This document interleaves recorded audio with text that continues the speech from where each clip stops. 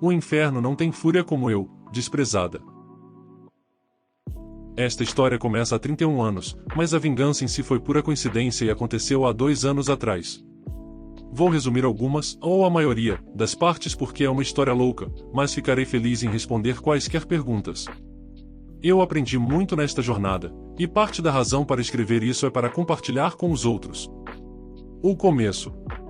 Em 1990, quando eu tinha acabado de sair da escola e minha irmã ainda estava no ensino fundamental, meu pai conheceu sua terceira esposa no único posto de gasolina da nossa cidade.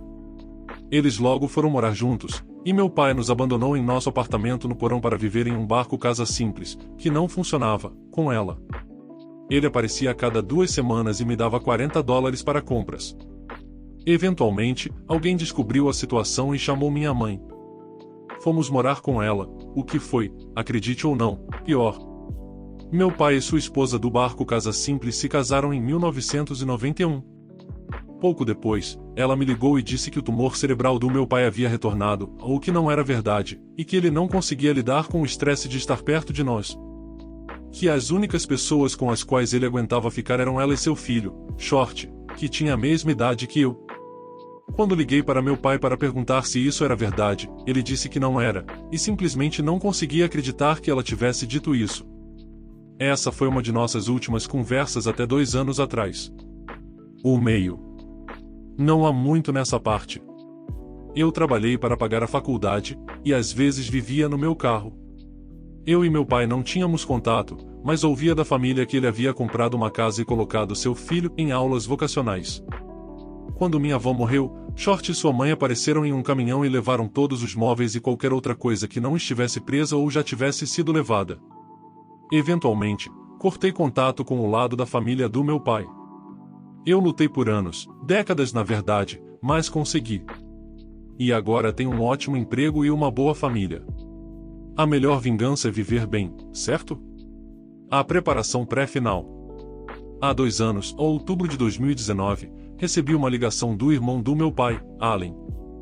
Ele me disse que meu pai estava em um lar de idosos em outro estado, ótimo, e que ele precisava da minha ajuda, ou que Short havia sumido, O lar de idosos, coincidentemente, ficava a cerca de 20 minutos da minha casa. E eu vi uma oportunidade e fui. O encontro foi decepcionante. Eu não queria fazer as pazes, mas eu queria saber como ele acabou sendo abandonado e sozinho em outro estado. E foi uma história realmente muito boa. A esposa de Shanti teve câncer de pulmão e colocou meu pai em um asilo antes de morrer em 2017. Ela sofreu, e eu fiquei feliz em ouvir isso, mas triste porque não era câncer no ânus. Short se tornou seu procurador, uma espécie de mandato, um documento legal que autoriza uma pessoa a agir em nome de outra pessoa em questões financeiras ou legais, quando ela morreu, e vinha visitando meu pai, morando na casa do meu pai com seus 2 filhos e cuidando dos assuntos do meu pai desde que sua mãe morreu. Mas agora ele estava desaparecido, e meu pai estava preocupado com ele. Ele me pediu para dirigir 1h30 até sua casa para verificar tudo. Isso era tudo que ele queria. Ele nem mesmo me perguntou como eu estava. Eu concordei em ir, mas acho que por curiosidade mórbida. Eu nunca tinha sequer estado na casa do meu pai. Eu queria ver onde ele vivia com sua verdadeira família por 30 anos. Eu queria ver o que poderia ter sido minha vida. Foi 50 tons de terrível. A grama não tinha sido cortada durante todo o verão. Você não conseguia chegar à porta da frente por causa da vegetação alta. Havia 3 caminhonetes no quintal, 2 estavam cheias de lixo. Bancos, cabos e bancos traseiros, só lixo. Correspondências, roupas, papéis, sapatos, sacos de lixo. Eu não conseguia entender. O SUV modificado para pessoas com deficiência do meu pai estava com 4 pneus furados e cheio de lixo também. Eu não tinha uma chave, então só caminhei ao redor. Das janelas que eu podia olhar, o interior estava em ruínas e cheio de coisas acumuladas. Nas portas da frente da garagem havia dezenas de avisos da cidade de que iriam condenar o lugar. A garagem também estava cheia de coisas acumuladas. Caixas e mais caixas empilhadas umas sobre as outras, a maioria apodrecendo pela chuva. O quintal estava cheio de lixo. Enfeites de Natal quebrados, mais sapatos, ferramentas enferrujadas, brinquedos velhos. Havia uma carta na caixa de correio notificando de que, como a casa estava abandonada, as correspondências não seriam mais entregues. Naquela noite, eu pesquisei sobre procurações e como usá-las. Eu voltei no dia seguinte e mostrei as fotos no meu celular para o meu pai, acamado. Ele jurou bater na cara de Short, depois me pediu para ajudar mais. Eu disse a ele que ajudaria, mas ele teria que me passar a procuração, tanto a durável, a financeira, quanto a médica. Se ele não fizesse isso, teria que resolver essa merda sozinho. Ele concordou, então comecei a procurar um advogado que fosse até outro estado para fazer os papéis no asilo. Que abençoado advogado por ser tão bom em seu trabalho, porque tudo o que eu fiz foi contar o que eu sabia, e ele preparou uma procuração à prova de balas lindamente elaborada. Estava cheia de coisas que eu nem sabia que precisaria. Ele também protocolou a revogação da procuração de Short. E agora eu sou imparável. Somos de uma cidade pequena e rural, e é o tipo de lugar sinistro e cercado de terra que, não importa quanto tempo você esteja fora ou quão longe esteja, quando voltar, verá alguém que você conhece. Mesmo que você não saiba que os conhece. É como jogar 7 graus de conexão com todo mundo, o tempo todo. É sufocante. Mas também pode ser útil. O começo do fim. No dia seguinte, cheguei ao trabalho. Eu não sabia o quão intenso seria o que eu faria, e não queria que Short ou alguém da sua prolífica e consanguínea família tentasse me encontrar, então certifiquei-me de que nada que eu fizesse tivesse o meu nome nele. Eu abri uma conta do Google para o meu pai e consegui um número do Google. Eu abri uma caixa postal para ele na cidade dele. Eu coloquei um aviso de encaminhamento de correio. Eu puxei o relatório de crédito dele. Eu levei a procuração para o pequeno banco da cidade do meu pai, mudei o endereço em suas contas e obtive novos números de conta. Solicitei cópias de todas as transações desde o dia em que a esposa de Shanti havia morrido, há cerca de 13 meses. Tive que ir à agência principal, a 2 horas da minha casa, no dia seguinte para pegar os registros. Sentei-me no saguão a tarde toda, examinando a conta. Eu encontrei um representante de serviço e tive uma breve aula sobre os débitos e depósitos dele. Foi quando percebi a extensão da estupidez esmagadora de Short. Meu pai recebia cerca de $5.000 por mês em pensão por invalidez e seguro social. 2 vezes por semana, Short ia até uma agência bancária e sacava todo o dinheiro. Durante 13 meses, todas as vezes em que ele fazia isso, como procurador de meu pai, ele tinha que assinar um formulário afirmando que agia em nome dele, e esse formulário era notarizado pelo banco. Eu verifiquei todas as retiradas e consegui que o banco confirmasse que todas elas foram feitas por Short. Então, fui até a casa e chamei um chaveiro. Eu sabia que seria ruim, mas não tinha ideia do que esperar lá. Ele abriu a primeira porta e o mau cheiro saiu como uma nuvem de neblina. Ambos ficamos nauseados. 2 fechaduras depois, eu estava tão envergonhada pelo que ele teve que ver e sentir, que dei a ele uma gorjeta de $60. Com as novas chaves em mãos, liguei para a polícia. Eu disse que era procuradora de meu pai, estava checando a casa dele e havia 3 veículos lá que não pertenciam a ele. Ele me perguntou se eu sabia de quem eles eram. Eu disse que não e pedi que fossem rebocados. Ele me orientou a ligar para uma empresa de reboque e disse que iria encontrá-los lá. Eles chegaram com 2 guinchos. O motorista do guincho saiu e me pediu para assinar. Eu só assinei meu primeiro nome. Enquanto eu assinava, ele perguntou: "Você conhece o Short?" Impulsionada pelo puro ódio naquele momento, eu me surpreendi. "Você conhece?" perguntei. Ele respondeu que sim e que ele é um idiota. Eu disse: ele pode ser. "Ei, você pode me fazer um favor? Se o vir, pode dizer a ele que eu estou atrás dele?" Sua bravata evaporou. Ele sabe reconhecer uma louca quando vê uma. Eles rebocaram os caminhões. Quando todos foram embora, abri a porta da garagem para dar uma olhada. O sol estava se pondo e estava escuro dentro da casa. Ouvi algo fraco e depois de alguns segundos percebi que eram as baratas e os ratos fazendo suas coisas. Eu podia sentir o cheiro em meu cabelo. Sentei-me nos degraus da garagem e assisti ao sol se pôr. Eu estava com tanta raiva, tão furiosa que 72 horas foram suficientes para dissolver 3 décadas e ali estava eu, fedendo e ouvindo os ratos enquanto limpava a porcaria dos outros. Tirando o tempo da minha família. E para quê? tive uma conversa séria comigo mesma, e eu poderia desistir agora ou dobrar a aposta. E a verdade é que sou tenaz, até um maldito ponto. Tive que ser para sobreviver, e essa era uma questão que não podia deixar passar.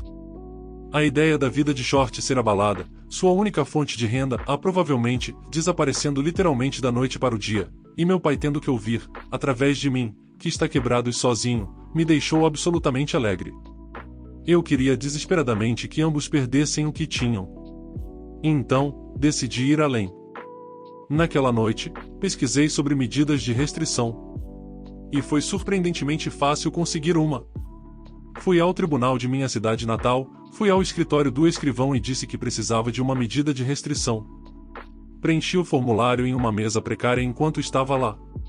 Eu não estava preparada para ver um juiz naquele dia, mas a funcionária levou o formulário e disse: "Ok, vou ver se o juiz ainda está aqui." Isso me assustou um pouco. Ela me levou até a sala do juiz, e enquanto esperava, olhei ao redor e vi certificados de agradecimento pendurados de vários grupos de veteranos. Então, limpei minhas mãos e pensei em peixe em um barril. Ele perguntou sobre a passagem do meu pai pelos fuzileiros navais e sobre o logotipo do escritório do Dude na minha blusa. Sou contratada. Ele leu meu formulário e concedeu a ordem temporária. Eu teria que voltar para a ordem permanente, na qual Short poderia argumentar contra ela. Então, fui para casa e pesquisei sobre empresas de limpeza de risco biológico e estatutos de abuso de idosos em meu estado. Contratei uma empresa especializada em limpeza de risco biológico para remover toda a merda da casa por $7.000. Eu teria pago o dobro. Eles encontraram o cachorro mumificado do meu pai debaixo de algumas caixas de pizza no quarto principal.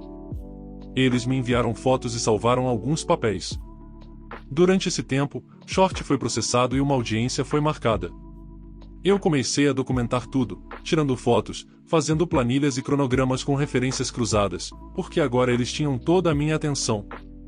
As versões pagas do Trutfinder e Trello realmente me ajudaram com tudo isso. No meu tempo livre, eu ia ao asilo e dava ao meu pai cópias das fotos de seu cachorro morto, de todos os ângulos. Antes do julgamento, fui à delegacia de polícia local e disse que queria denunciar um crime de abuso a idosos. Um detetive veio e me disse que era uma questão doméstica e que, como Short era o mandante, tudo o que ele tinha feito era legal. Foi nesse dia que ensinei a um pequeno detetive da cidade sobre as responsabilidades fiduciárias de um mandante. Obrigada, Google. Entreguei-lhe uma cópia do estatuto com as seções aplicáveis destacadas, além de um arquivo grosso contendo extratos bancários, fotos da casa acumulada e do cachorro morto, uma cópia do relatório de crédito do meu pai que mostrava que ele tinha dívidas de dezenas e dezenas de milhares de dólares, e uma planilha listando cada saque em dinheiro com um total em andamento dos valores roubados. O total geral foi de pouco mais de $130.000 em dinheiro, sem contar o valor perdido da casa ou os cartões de crédito que ele abriu e usou. Eu disse a ele que poderia ficar com aquele arquivo, já que não era o único que eu tinha. Então, disse que esperaria um número de caso e me sentei. Ele voltou cerca de 30 minutos depois e pediu desculpas, disse que eu tinha um caso e me deu um número de caso. Então, fui para o tribunal. O final. Havia outras pessoas lá e eu tive que esperar minha vez. Enquanto esperava, aquele idiota entrou na sala de audiência sozinho e, obviamente, sujo. Os sapatos dele estavam desamarrados e eu comecei a rir. Quando chegou a nossa vez, ficamos em pé. O mesmo juiz me fez algumas perguntas para Short e perguntou se eu tinha alguma prova. Eu tinha uma pasta bem grossa com tudo. O juiz me perguntou se eu tinha ido à polícia. Bem, sim, senhor, eu fui. Você tem um número de caso? Na verdade. A ordem foi concedida permanentemente, mas não antes do juiz suspender o processo e dizer a Short que ele precisava de um advogado. Alguém me disse que o tribunal teria uma cópia do papéis de baixa do meu pai, então enquanto estava lá, peguei uma cópia daqueles. Por que não? Também usei minha procuração para remover a esposa de Shanti do registro da casa. Dessa forma, se meu pai morresse e fosse para a sucessão, Short não teria nenhum direito imediato. Também peguei cópias da certidão de nascimento do meu pai e da certidão de óbito da esposa de Shanti. Tecnicamente, enteados não podem solicitar essas informações, mas a atendente que me atendeu reconheceu o nome do meu pai e me contou que perdeu a vida com meu tio Allen nos anos 60 e foi ao funeral dos meus avós. Então, consegui todos os formulários que eu queria. Shanti deixou $50.000 em seguro de vida para o meu pai. Cerca de $35.000 foram deixados, já que Short estava gastando o dinheiro do meu pai e não o da mãe dele. Então, abri uma conta no L e transferi cada centavo para lá. Também configurei transferências recorrentes para os depósitos mensais. A qualquer momento, não havia mais do que $100 em sua conta. Também encontrei um comprador de imóveis que me pagou o suficiente pela casa para pagar a hipoteca dele. Isso é o que acontece na sucessão, não há nada para brigar se não houver nada lá. E eu garanti que não havia absolutamente nada lá. Meu pai pensando que ainda era dono de uma casa. Falando nisso, foi por volta desse tempo que encontrei as apólices de seguro de vida do meu pai. Elas estavam atualizadas, e Shanti era a beneficiária. Meu mandato não me permitia mudar os beneficiários, mas permitia atribuí-los, e como Shanti estava tecnicamente não havia beneficiário. Foi aí que as certidões de óbito foram úteis. Eu designei minha irmã e eu como beneficiárias. Irrevogável, também, o que significa que a única maneira de mudar isso é se meu pai e eu e minha irmã concordarmos. Mantenho meu pai no escuro sobre tudo isso. A única coisa que ele realmente sabia era sobre a ordem de restrição e o cachorro. Descobri que ele havia comprado o túmulo ao lado da esposa de Shanti e queria ser enterrado ao lado dela. Isso nunca iria acontecer. Pesquisei cemitérios nacionais e descobri que ele era elegível para um, já que era um veterano deficiente da era do Vietnã. Então, organizei isso em vez disso. E para finalizar, meu pai morreu em junho deste ano e eu estava lá. Ele foi enterrado em um cemitério nacional distante, onde ninguém jamais irá visitá-lo. O único obituário que fiz foi no site da funerária e apenas para fins de seguro. Escrevi de forma vaga. Não houve serviço. Sua urna é roxa, a cor que ele mais odiava. Recebi uma ligação em agosto do escritório do promotor de minha cidade natal. A mulher do outro lado da linha é casada com meu primo em primeiro grau, porque é assim que as coisas funcionam lá. Short foi preso logo após a meia-noite de 1º de julho, ainda está preso e foi indiciado por crimes de abuso a idosos.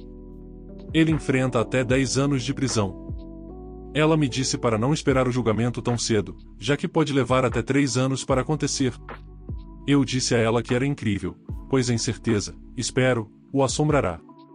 E depois de tudo isso, ele ainda tem a prisão para guardar. Ele perdeu seus filhos. Ele perdeu seu pai. Estou gastando o dinheiro de sua mãe. Ele perdeu sua casa e seus caminhões gratuitos. Ele não tem crédito e nunca poderá conseguir um emprego decente, esperançosamente, por um longo tempo, não conseguirá encontrar um lugar decente para morar. E eu dormi como um bebê. Dê sua opinião sobre os relatos nos comentários. O que você faria de diferente nessas situações? O vídeo foi feito com MT Carinho. Então de um like e se inscreva aí, obrigado.